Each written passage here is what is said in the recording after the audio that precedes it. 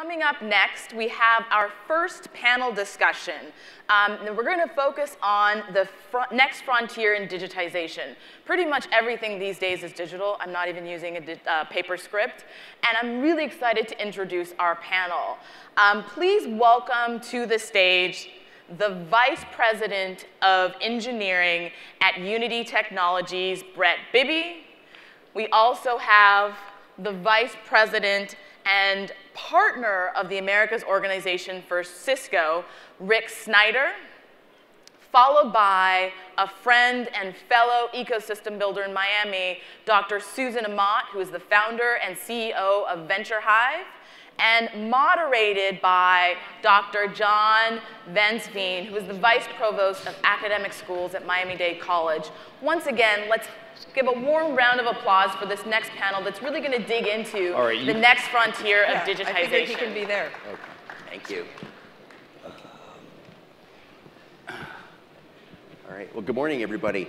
My name is John Wensveen. I'm the Vice Provost of Academic Schools at Miami-Dade College, and I'm really excited to be here with our panel today because we are going to be touching on a very current subject that will be current for a long time to come, and the subject is digitization. And today we're going to be looking at the next frontier of digitization, and we're going to be looking at some questions. And the goal of today is to address where digitization is now, and then more importantly, where is it going in the future? What does the future look like? And how does digitization impact the stakeholders of society, i.e. government, business, academic, and civil society? From an education perspective, Miami-Dade College is extremely proactive at looking toward the future, looking at the emerging technologies, how we support targeted industries within Miami-Dade County and the state of Florida. And this is really important because we have to work with industry. And I'm excited to have this panel here today because we have industry represented on a global basis. And there's a need to bridge the gap between the academic and training sectors and the industry sector. So very exciting time for us to be here today. I would debate that we're probably in the most exciting time of our history right now as it relates to technology and not knowing where it's going, but also having some idea of where it is going. And we're in this age of mega disruption, and we as a society really need to plan for that. And we're really recognizing that the future is arriving faster than ever before. We're in the fourth industrial revolution, and the emerging technologies as we know them today are here, and we're learning about them, but there are emerging technologies that we don't know about for the future, and maybe some people do, but they can't really talk about it. And this is a great segue into digitization and our subject in our panel. And I've been reading recently, over recent weeks, the future of digitization, and there are some key trends that keep reoccurring, and I've just made a note of them. Digitization and automation will conquer the world in the near future. Digital technology has excelled over the traditional modes of working and living. The revolution from industrial to digital alternation was as fast as a thunderbolt. So I think this is a great segue into our panel. And today we have Susan, and Susan is the CEO of the Venture Hive. And we have Snyder, Senior Vice President of America Partner Organization at Cisco. And we have Bibby, Vice President of Engineering at Unity Technologies. So with that, I'm going to get right into the questions. And this is kind of a free-for-all question, and we're going to start with Brett. So from your perspective, what do you think the future entails as it relates to digitization, and how should we plan now in order to prepare for the future, and how are you as an organization preparing for the future?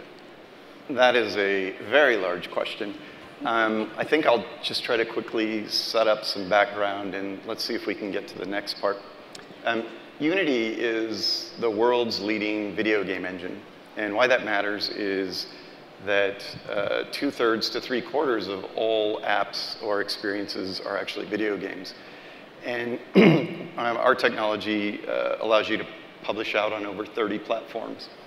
So it's at a place now where new platforms and new devices that are emerging really work closely with us. So we partner very deeply with everybody, and we actually know what is coming next year or the year after, working in the labs with everyone.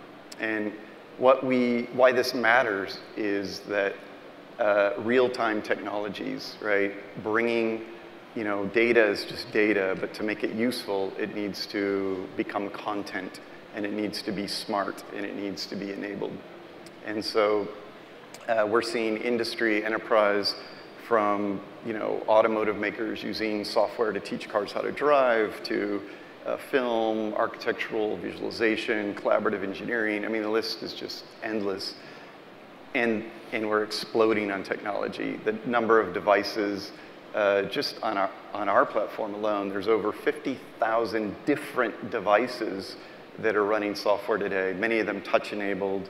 We have gaze coming, we have augmented reality, mixed reality, virtual reality, high-end, low-end, compute. I mean, it's just absolutely endless, and it's getting more complex all the time.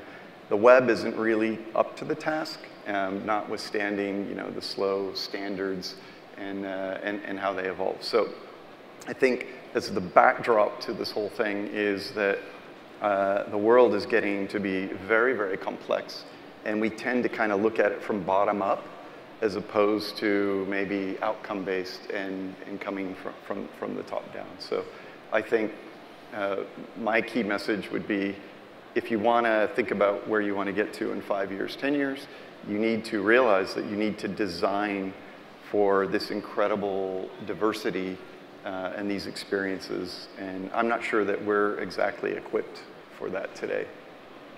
So I'm a little jealous about the future, but you can't talk about it. Very exciting. And why don't we continue with the same question with Rick? Sure. And what Brett's talking about from a consumerization standpoint is also making its way into the enterprise. So whether it's big business, big government, we're seeing explosion of digital trends in both. In fact, in the Global 2000, 2/3 of all Global 2000 companies now have a digital strategy as part of their corporate strategy. And digital spend in the enterprise is actually forecasted to be next year, in 2019, $1.7 trillion. So it's happening. Now, part of the challenge, though, is while it's underway, a lot of these plans are stalled, right? And it's lack of expertise about the technology with operational technology, development of plans in different silos. And it's a huge challenge, and it's something that I think we in the technology field can absolutely help large government, large corporations with. And it also requires significant retraining and reskilling of the workforce. So huge challenge, I think a huge opportunity, though, for everybody in this room. Great, thank you. So a totally similar but different experience in terms of perspective. And Susan, from your perspective, what do you see?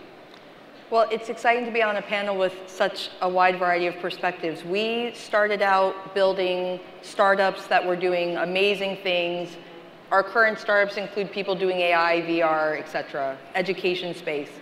But what ended up happening over the last couple of years for us was working in corporations to help them really transform from within, not just for the reskilling to use new tools to better do their jobs or because they're being replaced, but more importantly to change the mindset and culture so that they can create the solutions internally and be proactive instead of waiting for what might be coming that they may not know about. So a lot of the things that we've been looking at are the stat that kind of scares me and excites me the most.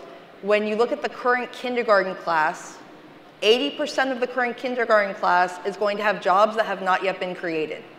So then we have layers of people who have been in corporate America for many, many years who have done very well in the current state of how technology is working, but it's really helping them also be comfortable with change and be looking to find ways to create better forms of employee engagement, better ways of making sure their people can be more productive using AI, using machine learning, using some of these digitalization tools that helps the organization as a whole have better information, better analytics, make decisions better, and then understand how to leverage all of those things to create their futures instead of being disrupted from external startups or huge companies.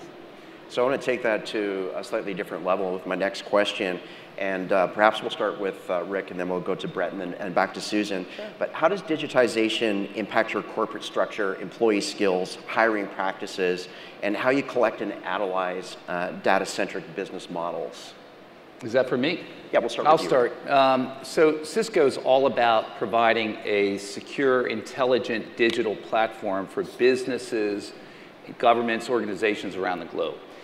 And so we started back in the day, we were the big networking company, switches, routers, and the like, but we've now evolved to become a major security player, a major cloud player. Actually, we call it multi-cloud because public cloud joins forces with private cloud. We're now big into data and analytics, and we're also all about the user experience. And oh, by the way, we also still do networking. So if you think about enterprise, it's really bringing all of these together in a secure, pervasively secure way across. You need a network, and you were commenting earlier about the web not being robust enough for many of the applications. So we've got, obviously, to work with businesses and organizations to really create that technology platform. And on top of it, we're serving and actually delivering a business outcome for an organization or for a government or for an enterprise to actually truly deliver digital technology, digital solutions for their customers. Great, thank you. And Brett, we'll continue with you from your perspective. Right, so when you live at the tip of the spear, there's no Google search that's going to help you. So you've got to really go through the 4 stages of competency. And the first one is unconscious incompetency. You don't know what you don't know. And you've got to be able to get over that hump. Once you got that, then you've got conscious incompetency, conscious competency, and unconscious competency. But the really most important one is discovery. You don't know that this is the way forward, right? Because you're living on that edge.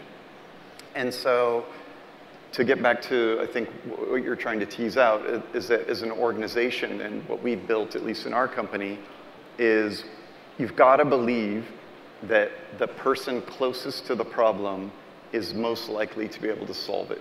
So that gets you servant leadership. That means really pushing decision-making as far down in the organization as you can go. Having empowerment, we talk about owning problems we're solving. And then you have a subject matter expert. They are spending all of their days and nights, 24/7, thinking about problems, looking at that ecosystem in space, and then who would a leader be to come into that space and listen to some work and say, I don't like that idea, you should choose B instead, right? So I think it's really about enabling and empowering that workforce and putting trust and ownership into it. So to do that, you really have to equip them with the tools they need, not only technology, but the tools they need for discovery and to overcome unconscious incompetency. All right, excellent. Susan?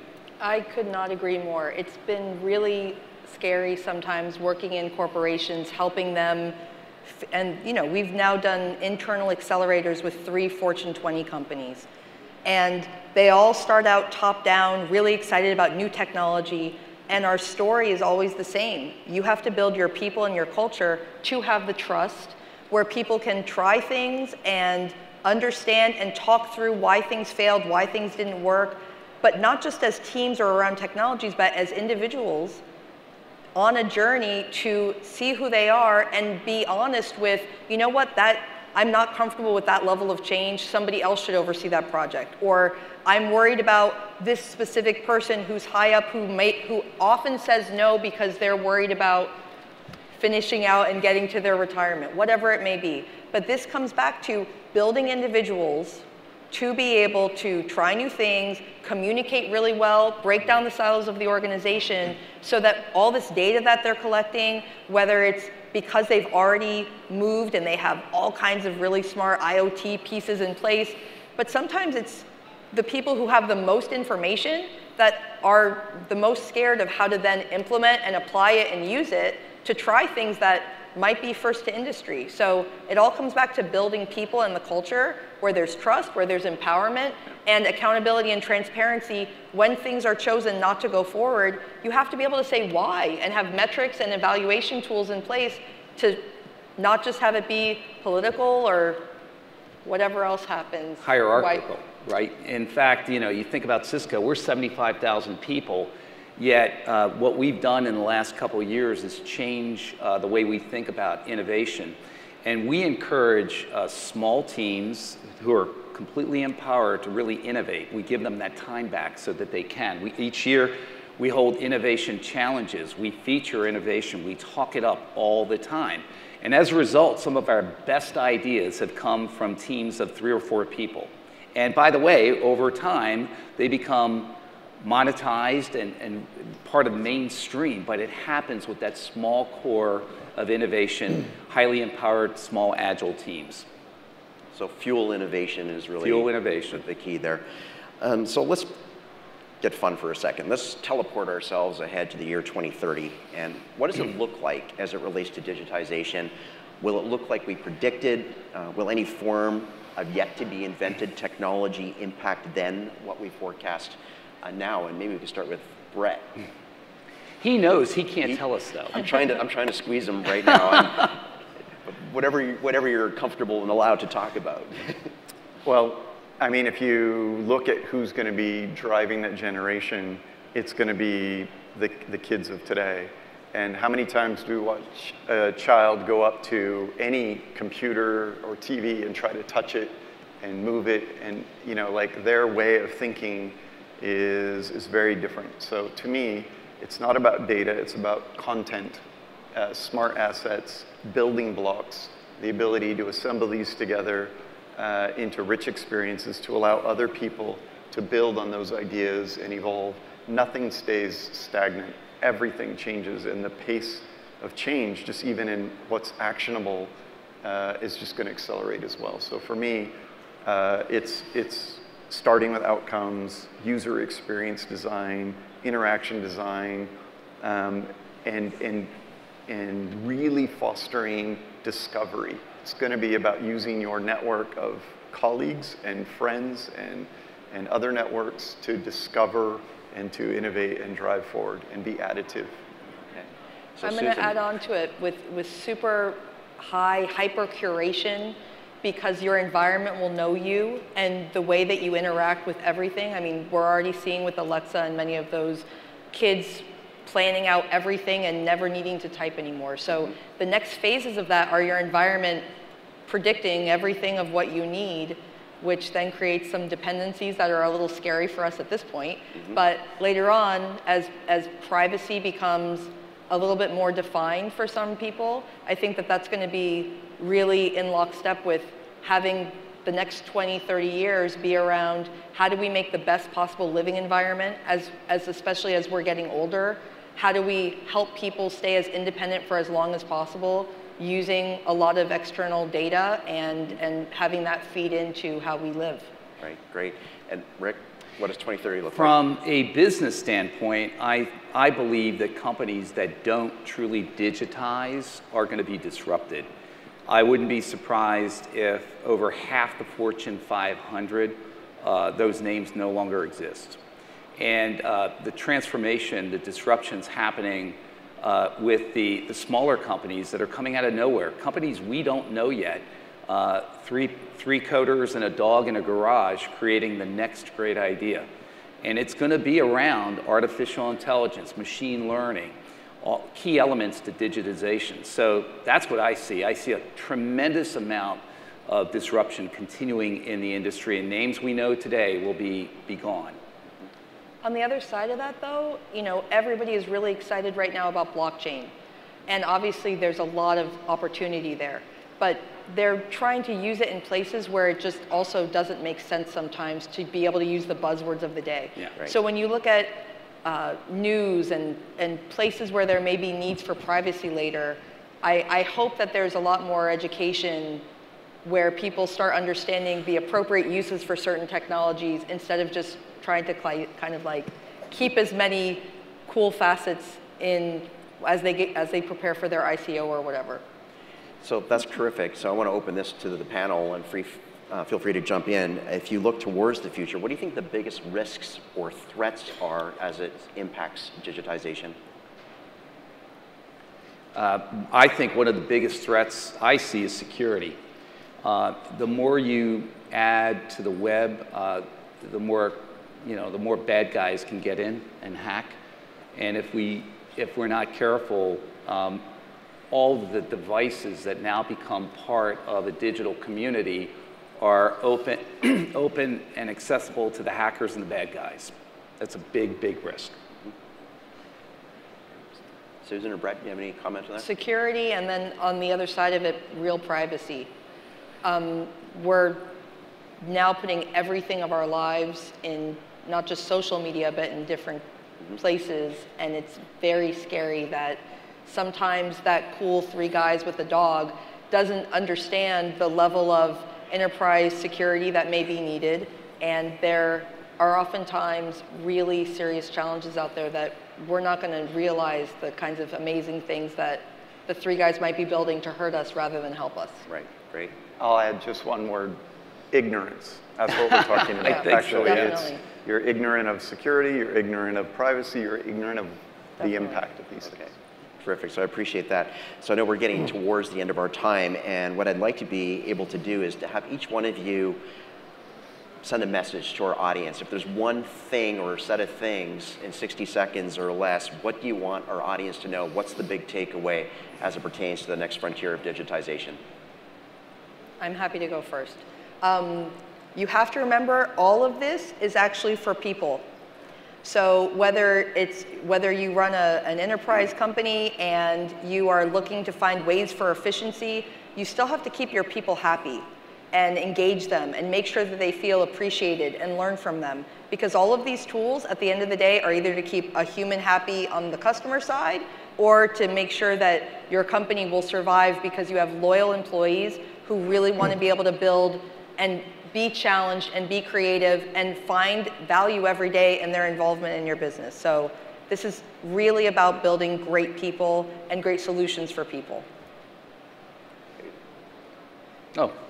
I think it's about thinking differently about what a customer wants, what a citizen wants, because at the end of the day, they're going to demand a certain way of consuming, a certain speed, a certain agility, a certain application.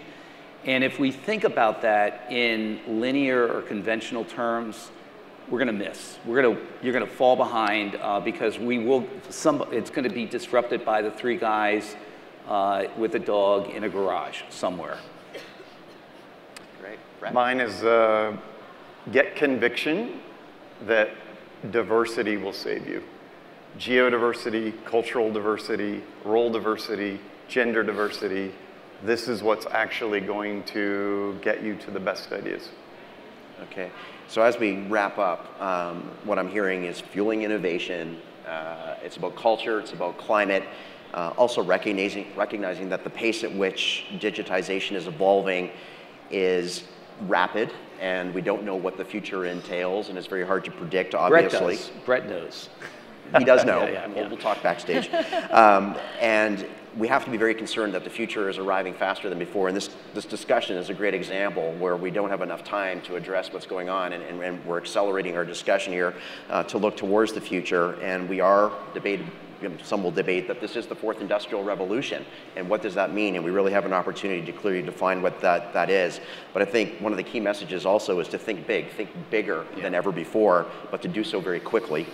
And I'd like to really thank Susan, Rick, and Brett for your time today. It's much appreciated, and I know we've only scratched the surface on the subject, and it's unfortunate, but we're coming to the end of the time. And again, I'm very happy and pleased to be here on stage with you, and look towards tomorrow from each of your organizations in terms of what it brings. But thank you very much. Thank you, John. Thanks for the opportunity. Appreciate it.